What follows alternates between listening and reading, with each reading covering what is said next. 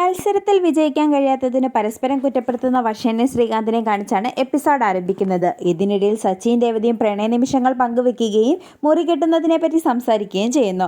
തുടർന്ന് നീ വന്നതോടെയാണ് എൻ്റെ ജീവിതം തന്നെ മാറി മറിഞ്ഞതെന്ന് സച്ചി രേവതിയോട് പറയുന്നു. തുടർന്ന് മുറി കെട്ടുന്നത് സ്വപ്നം കണ്ട് ഇരുവരും കിടന്നുറങ്ങുന്നു.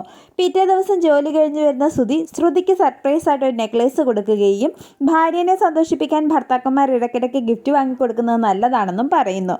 തുടർന്ന് സച്ചി ഭാര്യനെ സന്തോഷിപ്പിക്കാനായി ഇടയ്ക്കിടയ്ക്ക് ഹൽവ വാങ്ങി കൊടുക്കാറുണ്ടെന്ന് പറഞ്ഞ് കളിയാക്കുന്ന ശ്രുതിക്ക് രേവതി കണക്കിന് കൊടുക്കുന്നു. ശേഷം ശ്രുതിനെ പുകഴ്ത്തിയും സച്ചിനെ അപമാനിച്ചും സംസാരിക്കുന്ന ചന്ദ്രമതിക്ക് സച്ചിയും രേവതിയും രവീന്ദ്രനും കണക്കിന് കൊടുക്കുന്നു. തുടർന്ന് ചന്ദ്രമതിക്ക് 20,000 രൂപയുടെ സാരി ശ്രുതി മേടിച്ചു കൊടുക്കുന്നതോടെ ചന്ദ്രമതിക്ക് സന്തോഷമാകുന്നു. ശേഷം വില കൂടിയ വാച്ച് സ്വന്തമായി വാങ്ങുന്ന ശ്രുതിനെ സച്ചി വഴക്കു പറയുന്നു.